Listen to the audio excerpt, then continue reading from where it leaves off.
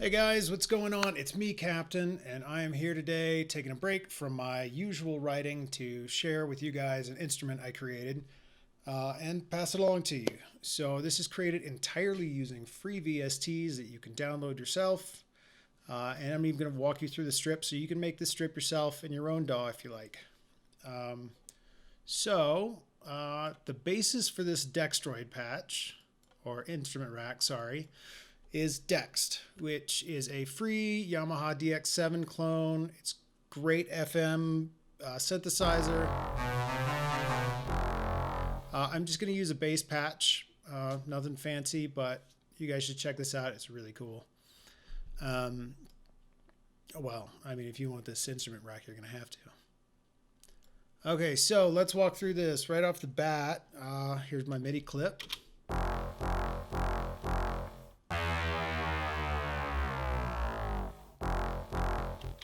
Yeah, so just plain and simple, couple of notes, pitch bend.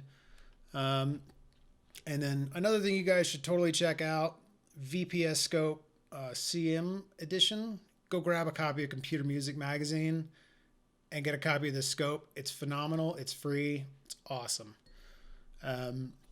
So yeah, this is, we're going to put a little overdrive on it, which I've called Scream here.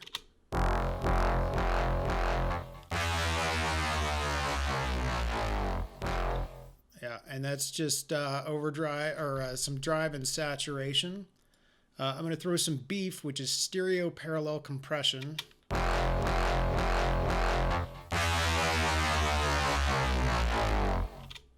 I'm going to throw some punch at it, which is OTT compression.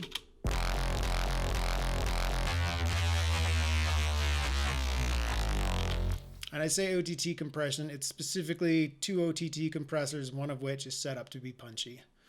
And then we're going to add grit, and grit is the drive on the OTT compressors.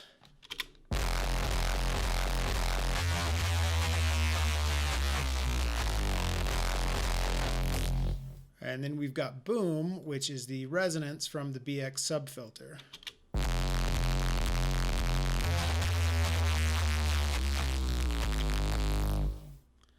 Throw in some width.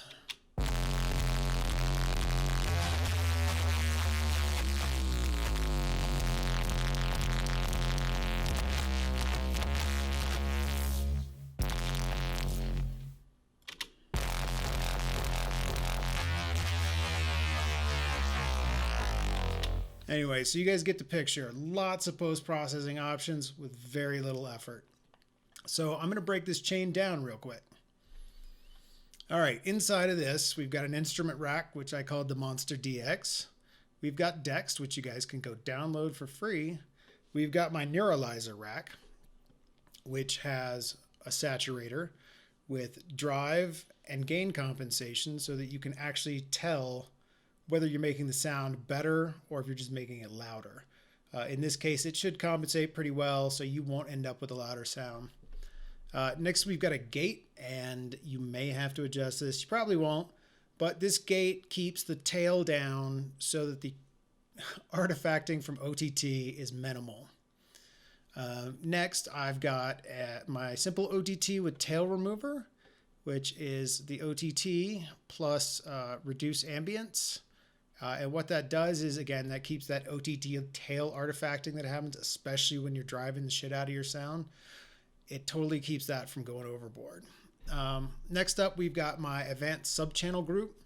And this is a dual low-pass, high-pass filter so that you can cut the boxy section out of your subs and limit it to how much of the low end and how much of the high end you actually want in your signal as you output it. This also keeps all of the processing above about 100 hertz so that everything below that remains a nice sine wave, so that you get you get the maximum amount of bass, and you still get all the processing from that bass, just not affecting it. Next, we've got another OTT with tail remover. This one has some time scaling on it to give it a punchy feeling. And again, it's just an OTT plus 2 reduce ambience to make sure you don't get the tail distortion. We've got a utility, and that the utility is gain compensation for that OTT.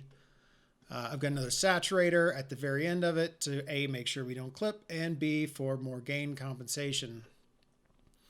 And then there's finally one more gain compensator for the other OTT. Next up, we have Wider, which is a free VST from Polyverse. This thing is amazing. If you don't have it, go grab it. You need this. Everybody needs it. Next up, I've got a simple utility, making sure that our bass is in mono below 183 hertz. Totally just a number out of the blue there, but seems like a good place to make sure that everything below your snare is in mono. Next, we've got my Put It On Top stereo compressor, which is just 2 compressors running left-right channels in parallel, squishing the absolute hell out of the sound, and then giving you a dry-wet control over it. Next up, we've got my self-duct reverb, which I turned it into a 1-knob reverb where you get a pretty good reverb size, and it cuts enough out of the signal so that when you're playing a note, you don't hear the reverb, so the reverb doesn't step on top of the sound, which is, I don't know, to me, makes it sound better. But yeah, that's it. That's the whole of everything. You guys can download this below. This is called Dextroid. I'm using it in my current song that we're working on, so you guys will hear it in God knows how many months. But in the meantime, I'd love to hear what you guys make with it. Anyway, catch you later. Hope this was useful.